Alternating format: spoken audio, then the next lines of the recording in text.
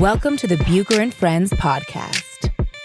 Here is your host. Let's send it over to Rick Bucher. Rick Bucher. Welcome to another episode of Bucher and Friends, part of the United WeCast Network. I'm Rick Bucher. You can read my stuff on Bleacher Report. You can find me on Twitter at Rick Bucher. You can follow the show on Twitter and Instagram at Bucher Friends. This is a little bit of an unusual episode in that it is part two of a conversation that began a week ago with former Suns GM Ryan McDonough. Normally don't break these up into two parts and do them on a week separation, but this is the Wednesday in which I have special guests who come in, and so we thought we would do it this way. And there was so much that Ryan and I had to get into, and he was so good on so many levels that we just thought it would be better off. We'd be better off splitting it into two podcasts. So, with no further ado, this is part two of my conversation with Ryan. Just because you have had the experience and you know Danny as well as you do, what's your I don't know how much insight you have on this, but what is your view of what's going on with Kyrie in particular and trying to put that together? I mean, I think both of us looking at it, you had a team that went to the Eastern Conference Finals with a lot of young players who proved themselves, and now you introduce Gordon Hayward and Kyrie Irving into that equation, and it's simply a matter of, like, how do you make all the pieces fit and make everybody happy with their new and adjusted roles? I think that in itself can be a huge challenge. But what, if any, view do you have as far as all of the hyperbole around Kyrie staying, going, etc., all that? What's your view of that Celtics situation? How much do you think there is fire behind the smoke that seems to keep coming out? Well, that's a great question, and I don't think we'll know until we see how the Celtics do in the playoffs, and ultimately until we get into free agency in July. I think the biggest issue they're having, Rick, in my opinion, and let's keep in mind they still have a very good record, and they're one of the five best teams in the Eastern Conference, which at least at the top, 1 through 5 is pretty darn good this year. But for me, I think the biggest issue they're having is fairly simple. Is that young players, two in particular, in Terry Rozier and Jaylen Brown, who had big roles last year and played extremely well on the biggest stage in the conference semifinals and conference finals throughout their playoff run, they're being asked to take a step back and have a lesser role this year. And I understand why that they're being asked to do that. It's for the good of the team. But from my experience, Rick, it's hard for young players who, let's be honest, they have not been paid yet. Those guys are still on rookie scale contracts. They've also, as I mentioned, experienced success at the highest levels of NBA basketball as young players, which is very rare to be that good in the playoffs. Both of those guys were a year ago, and I'm just picking two examples. Now, a year later, when they're getting closer to the end of their rookie scale contracts, free agency is approaching. As you know, how much money is in the NBA today. If you play well, if you play well, there's a ton of cap space and there's a ton of money coming your way. But as we talked about earlier in the pod, with some of the going back to some of the team examples, things change quickly in this league, as you know, Rick. And a guy could have a great year the year before free agency, and everybody's excited about him and his market. And then, if you struggle in that free agent year, then your market can get depressed pretty significantly. So I think that's hard. I try to put myself in the player's shoes. If I'm Terry Rozier or Jaylen Brown, in particular, those are hard things to deal with, And as I watch the team, I think Gordon Hayward is not what he once was. Now, I think and hope he'll get there. But sometimes after an injury like that, where, when he got hurt on opening night a year ago and missed the year, I think sometimes it takes a full year of playing to get the kinks out and get back to shape. So I think and hope that'll be next year for Gordon, but that doesn't help the team now, Rick. So, I just bring it up. I know Kyrie's getting a lot of interest and a lot of attention. He's from Jersey. He's from the New York City area. He's what every team wants.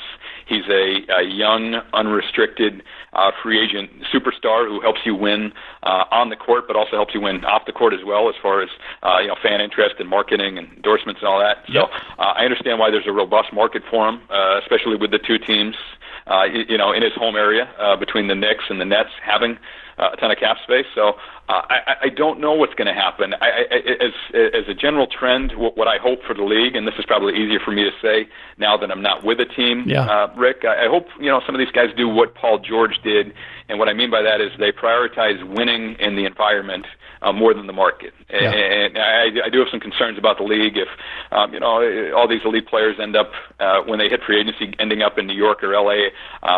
Maybe that's good for business because they're with the highest profile teams, but I think the league as a whole is better when some of the mid-market teams or even the small-market teams like the Utah Jazz or the Indiana Pacers or Portland Trailblazers are doing pretty well and have a chance to get the top players and keep the top players. Yeah. Yeah, it is a challenge, particularly in small markets, and you experienced that. I mean, you signed. I still have a vision in my head, the image of you with Devin Booker when you guys signed him to the big deal, and there's a yin and a yang there because you get a talent like Devin, and you want to lock it up in a small market, but then it's also sort of like the question of okay, he is a young player. We have no idea how he's going to respond to being now financially secure for the rest. I mean, you tell me, because that to me is like the biggest conundrum that faces GMs, which is when this guy gets paid and that's no longer a motivation, what is he going to be after that? How hard is he going to work? And how cooperative is he going to be in us building the rest of this thing? I don't know how you know that. I mean, truly know that before the guy signs the dotted line.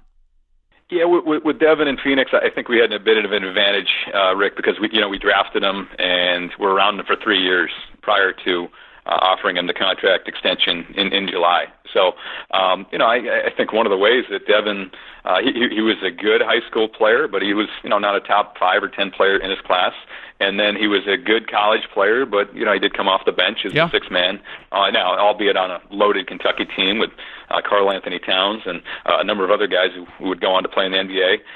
But I think the thing that made us confident that Devin was worth the money was, I guess one was his production. He was, I think the, fourth or fifth youngest player in NBA history to hit different thresholds as far as, scoring. I can't remember if it was 3,000, 4,000, 5,000 points. But, when you're up there alongside LeBron James and Kevin Durant and Kobe Bryant and, Carmelo Anthony, when you're that productive as a young player. That was a fairly good size. That's obviously, those guys all ended up okay. And then just how much better he's gotten, even since we drafted him in 2015, he just got better every year. I mean, his body got better, his ball handling, his passing. I think the next step for Devin will be, defensively and off-ball movement and things like that. But he really is improved so much every year, and then how hard he works in the off season, and that's one of the things I feel bad about. I still follow the team closely.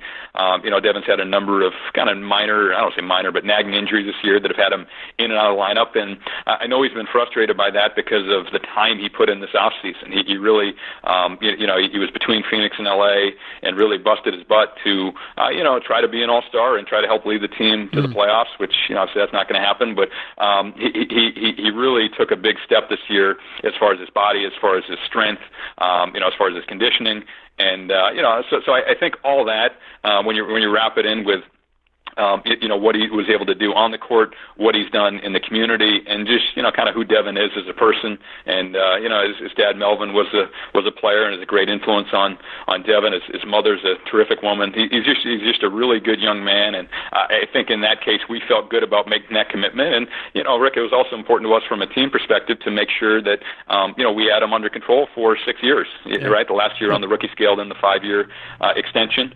And I think he'll continue to get better and better, and he should be playing even better basketball toward the back end of that contract than he's playing now, which is at a very high level. I'm a big fan of their coaching staff too. I think it's a group. It's obviously been a struggle, but whatever ails the Phoenix Suns, I'm loath or reluctant to put it on the coaching staff. Just what I know about Igor and Joe Prunty and that group. I've been impressed with how they've maintained in spite of everything. They've done a good job. The team's won 3 out of the last 4 games at this point after, obviously a really rough start to the year. When the schedule came out, I was still with the team in August, and the last quarter of the season was the easiest part of the schedule, and I say that by way of saying that I think and hope that they'll be able to go on a run and build some momentum here going into next year. They certainly had a couple momentum building wins in a row against the Lakers on Saturday night, and then last night when they beat the Bucks for the second time this year. It's not that common, I guess, where you have a team with the worst record in the league that beats the team with the best record in the league now twice. They won in Milwaukee in November. So, I think and hope that they continue to grow and improve. I see some of that with DeAndre Ayton, watching his development throughout the year. I think he's just starting to scratch the surface of what he can become, and that I think and hope that they'll build something over the last 20 or so games that helps them establish a foundation to grow upon and build upon going into next year. So the thing that I've always I've imagined, and I don't know whether it's Thanksgiving, I don't know whether you guys are on the phone. For those who don't know, Terry, your brother, is vice president with the Arizona Cardinals. Sean, as we mentioned earlier, Monday Night Football, longtime college football play-by-play man, highly, highly regarded in the business. What is it and when is it that the McDonough boys talk shop? And how is that? Like, I would love to eavesdrop on the things that you guys know from the variety of places that you know it, and what those exchanges are like, if they indeed happen. I don't even know if they happen, but I just imagine that would be a treasure trove of knowing stuff going on around the sports universe. Yeah, I'd say we're fairly well connected, and obviously that started with our father. You mentioned earlier in the podcast the late great Will McDonough. But yes, as far as my relationship with my brothers Sean and Terry, they're both great. They're both different. With Sean, our conversations, especially recently, have been about what we discussed a little while ago. That's when you're on top of the mountain and then you're kind of knocked off, so to speak, or removed in a way. How do you handle that, and how do you bounce back from that? And that's been good for me to hear Sean's perspective from going from primarily college basketball and college football to Monday Night Football. But that was a 2-year stint, and now he's back on college football, which in some ways may be a quote unquote lower profile gig. But he's happy, Rick. It's what he likes doing. He's passionate about it. I think anybody who's around Sean or anybody who listens to the game he calls, whether it's the marquee college football games or what he's doing now, the ACC Big Monday games. Now they're in the college basketball season. They can tell kind of the passion and joy has returned to his broadcasts. And then my brother Terry, especially here in Arizona, they're getting a lot of attention because the Arizona Cardinals have the number 1 overall pick for the first time in franchise history. And it's funny, people ask me, do I know if they're going to pick Kyler Murray or Nick Bosa or whoever? Like, I have no idea. I don't ask Terry those kind of things. Right. I don't want to put him in that position, nor would I want him to put me in that position. When I'm with the Celtics or the Suns or whoever. But yeah, Terry and I, our conversations are more about drafting and developing players and team building, and honestly, Rick, about a lot of the things we talked about just a few moments ago about how to block out the noise, how to block out the distractions, and I think that's something that you can relate to. Certainly I can, and Sean and Terry, my brothers, can relate to. It's just in today's sports environment, if you are a public figure, whether that's a coach, a GM, or a prominent member of the media, you're going to take some shots. Yep. You're going to take some criticism, and how do you deal with that? How do you move on from that? And one of the things I was talking about with Sean and Terry recently is going back to the great Bill Belichick, who is obviously one of the greatest, probably the greatest coach in NFL history. We were reminiscing about how he and Nick Saban were fired off the same Cleveland Browns staff. And, last I checked, Rick, I think those guys ended up doing okay. No, it's talk about Phoenix rising. Now, but that's another subject that we won't get to. But great point on both of those. And here's the part that I find most interesting is, in both you and Sean can relate to this, and I think to a certain extent Terry probably can too, is that your success or your failure, if it was solely up to you, it would be one thing. But the reality is that there's other people. I mean, Sean with John Gruden, and he decides to go, and whether that chemistry works or not, like, there are things that are beyond your control that ultimately determine or can determine the success that you have at the top of the mountain, or whether you get to stay at the top of the mountain during that period. And to me, that remains still the most difficult thing, is how do I do things the way I think they should be done, and yet knowing that I have to work with other people, where do I make a compromise that's acceptable, and where do I have to kind of hold, my ground? And that's a learning process. And I don't know that I have the answers to it, but if there's anything that's that leaves a, second thought in my mind, it's like, yeah, you know what? I probably, if I had it to do it over again, I don't know how much I would have leaned on this person, or maybe I would have cultivated this different, and or I shouldn't have gotten connected with this, enterprise person, whatever it may be. And I have to think that, well, I don't know. How do you deal with that aspect of it? Yeah, I think as much as we all hate to admit it in pro sports or in sports media, that the luck is a big part of all of our successes or failures. And I'll give you, I think for me, what's the most poignant example of that is in 2007. I was working for the Boston Celtics, and Danny Ainge was the general manager, and Doc Rivers was the head coach, and we were struggling. I mean, we were really struggling. I think that year we lost 18 games in a row, which was the longest losing streak in the history of the storied Boston Celtics franchise. We finished with the second worst record in the league that year. And then on lottery night, and as you remember, that was the famous or now infamous Greg Oden, Kevin Durant draft, Rick, in 2007. We were slotted in the top two. We were hoping to get in the top two to get one of those guys, and we fell to fifth. With the Celtics, and that was kind of a crossroads there, and I think people don't remember that now. Like, for the most part, how much criticism that Danny and Doc were facing in Boston. There's a lot of people calling for their jobs.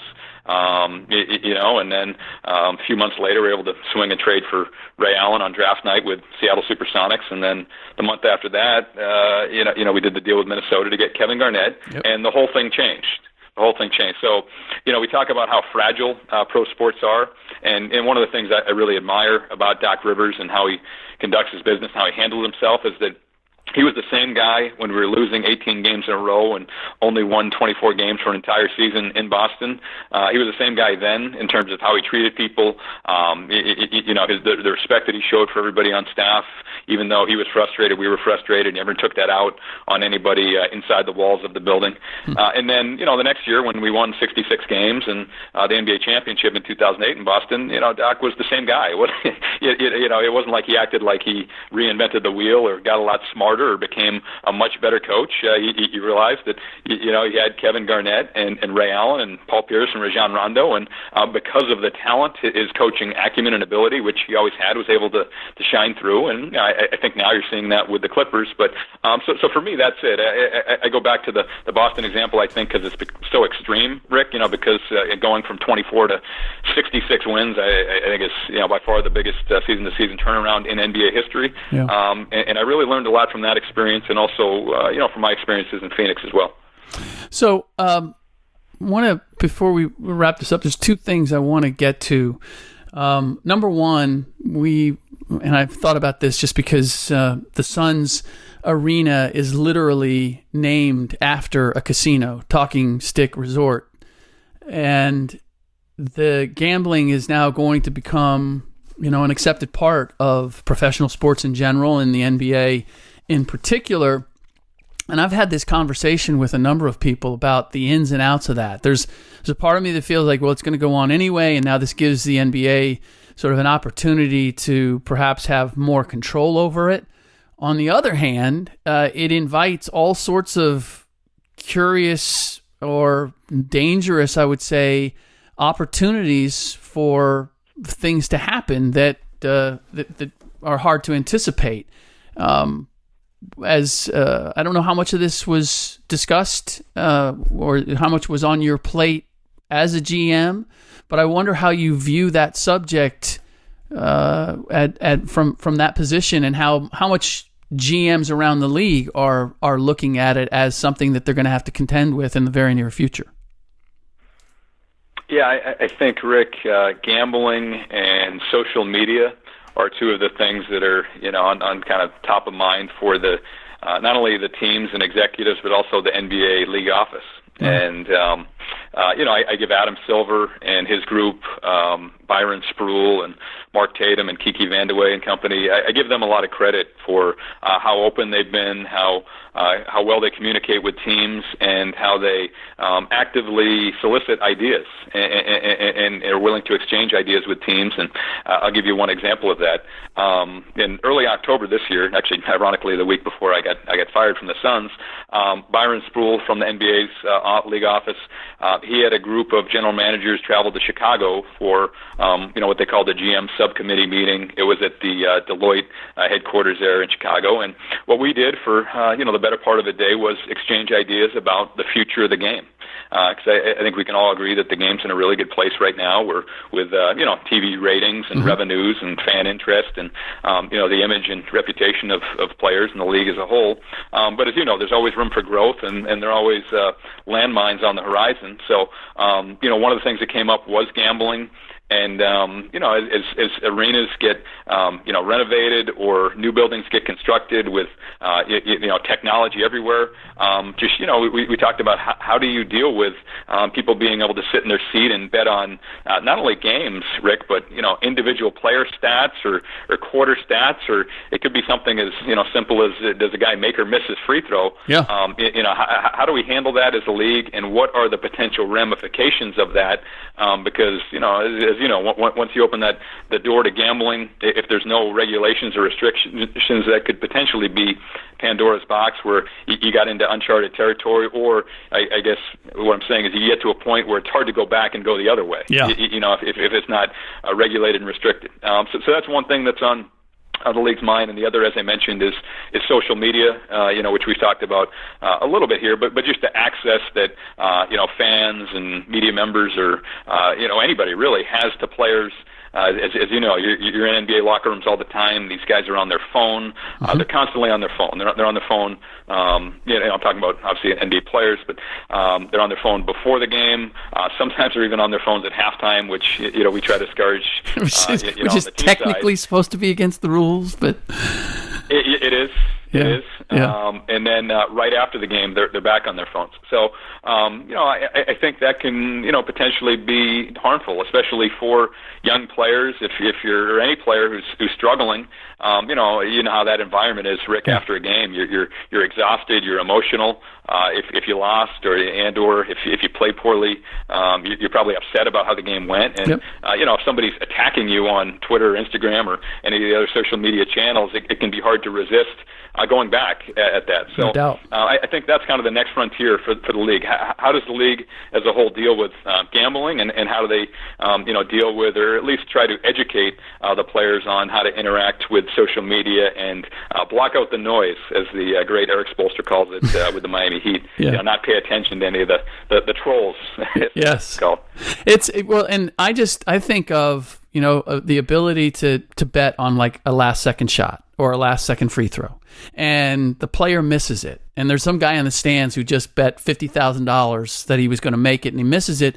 What are the chances that guy storms the court and is looking to get his money's worth some other way, or to express his outrage, or even more even worse in some cases, like there's a friend of the player who's in the stands who decides to bet the $50K, and the player, God forbid, player misses it because there's going to be a payoff. I mean, those are the elements that I don't, certainly need to be addressed, but it's the can of worms that's being opened as a result of what sounds like a really fun, interesting idea and a way for the NBA to generate more revenue. And there's clearly some pitfalls.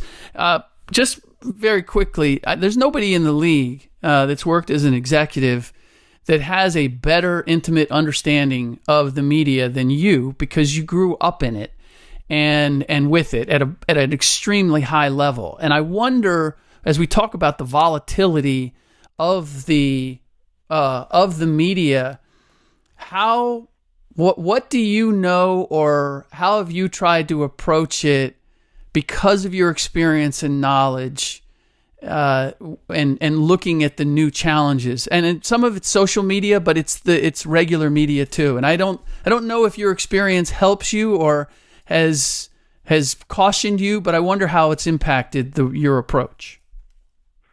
Yeah, thinking back to my father and who he was a little bit unique, Rick, as you know, that he was ahead of his time. But to be honest with you, he was ahead of his time. Today he was what the stars in the media are now. And I feel like he created that, I don't know, that persona, if you will. I agree with that. He was the ultimate insider, and because of his work at the Boston Globe, he was one of the first guys to be able to cross over from print media to television. Mm-hmm. When CBS came calling, I think it was in 1986, there weren't a lot of guys doing that at the time. As you know, Rick, you're either writers, a writer or a broadcaster. Yep, not ink-stained wretches. You did not cross that line. In fact, you were looked at, as a writer, when you did cross that line, you were inviting the enmity of your fellow scribes in doing it. It was like you'd gone to the dark side. No, I agree. And the Boston Globe and CBS worked out an arrangement where, basically for 6 days, Monday through Saturday, the Globe got the benefit of his contacts and knowledge and information from around the various pro sports leagues, especially the NFL. And then, on Sunday, if he had something, that he would break that on air, first with CBS and then eventually with NBC. But more than anything, Rick, I learned from, our father to be honest, to treat people with respect, and to realize that everybody has a job to do. And, honestly, that's one of the things that troubles me a little bit when I see players in particular, or not just players, but primarily players in today's NBA, get upset about something that is said or written about them, and they generally lash out at the media. Like it's one thing, right? Right. As you know, there are a number of different reporters or bloggers or broadcasters, people who cover the league in different ways. And so to be upset about one thing one person said, and because of that, to not grant access to everybody else who's trying to do their jobs, I think that's kind of a troubling trend. And the league has their media access rules, and I think that's something that the league may want to look at as far as what is the right balance and right blend of how often players and coaches in particular, for me, how often they're made available. Because, if you're a coach, as you know, in today's NBA, Rick, on a game day, you have to be available 3 times. You have to be available in the morning, before shoot-around. You have to be available, before the game and then after the game. So that seems like a lot, but that's a long-winded way of saying, I think from our dad we learned mutual respect, that everybody has a job to do. One of the things that would really bother him about, if he were still alive today, about today's media environment is that, as you know, Rick, better than anybody, it's easy to take shots from behind the computer when you never have to interact with people. And that's what our father said, and that's what he did. Anytime he was going to write a critical column, he would call the person and give them the chance to address it, or he would show up the next game no matter what, even if it was a meaningless game that he didn't want to attend, that had really no relevance. And I asked him one time why he did that. He said, well, because to show them I was there, to show that I'm not afraid, to show them I'm not a bomb thrower is going to hide behind my typewriter, it was at the time. But you have to be accountable, and that's something that's always stuck with me, and I try to carry that accountability throughout my career in Boston or Phoenix, regardless of how well or how poorly things went. Yeah. Well said. I'm just curious, and I'm reminded of this because of a story that Jeannie Buss told me about her late great father, Dr. Jerry Buss, that she kept a memento of his, kept a pair of his glasses, and she kept it on her chest of drawers in her bedroom. And it was a reminder to her to see the world through her father's eyes. And I wonder for you, with all that you learned from your father, what it is that, aside from what you just told us, if there's a memento, if there's something that you carry with you or that you have kept, just as a reminder of who he is and what he meant. Yeah, our father passed away in 2003. He was 67 years old, which is obviously way too young. And it was somewhat unexpected. Rick, he had some health issues, and but it recently, just before he died, he'd been given a clean bill of health to go travel and go to the Super Bowl and travel with my mom. So when he passed away from heart failure in January of 2003, we were all rocked by that, and as a family we decided to have a one-time fundraiser, as a way to honor our father and also to raise some money for cardiac amyloidosis. Basically, a long story short, amyloidosis is or the amyloid protein is like a plaque that builds up in your heart and restricts blood flow to the heart. So they think it's something that is curable over time. It's just, I think, has been a little bit underfunded and under-researched. Actually, I believe, I don't think it's on his heart, but I think that's what Matt Millen, the former NFL player and broadcaster and executive, is fighting a form of amyloidosis now. But so what we did during that fundraiser is, as a little kind of memento for all the people who came and to celebrate our dad's life and who donated generously. We gave out a pack of playing cards with his face on the back of the card, just a way to remember him. When you have a quiet time and you see him around the house, or you want to play a card game, just to pull out the cards and there's Will McDonough's smiling face in the back. Yeah. So I keep one of those with me at all times. It's the King of Hearts. Obviously reasons for that, but I just kind of keep that in my back pocket and pull it out from time to time when things get tough, or like the past couple months when I get let go by the Suns and I'm taking some shots just to say, all right, stay. I hear his voice telling me to stay calm and just kind of take the high road and let it pass. So that's what we've done. That's good stuff. All right. Well, that does it for this episode of Bucher and Friends. Ryan, thank you so much for taking the time. It was tremendous. I think, number one, I just wanted to make a public service announcement that you haven't heard, or you've seen and heard a little bit from Ryan. No intention of becoming a goat farmer or anything along those lines. It's I would imagine that we'll see you back in the NBA in some form or fashion. But in the meantime, enjoying the family, enjoy making the media rounds, and thank you so much for taking the time. Yeah, I appreciate it, Rick. And if you need me in the short term, I don't think I'll be involved with any goats, but I will be reading the Llama Llama series of books to my 2-year-old and my 3-week-old son. I think that's what the immediate future holds. Very well said. Very well said. All right, that does it for yet another episode of Bucher and Friends. Hope you enjoyed part 1 and part 2 of my conversation with Ryan McDonough. In our next podcast, I'll be joined by another Ryan Hollins, as usual, on Thursdays and Fridays, and we will get into everything that's going on in the NBA as the stretch run begins for the playoffs. Keep in mind, if you enjoy the show, please drop us a rating, review on iTunes or wherever you get your podcasts. Screenshot your review. This is important to us. We need to know how you feel about the show. Tweet it to us at Bucher Friends, and then we have the opportunity to do something for you, which is to potentially give you a prize for clicking however many stars you decide to give us.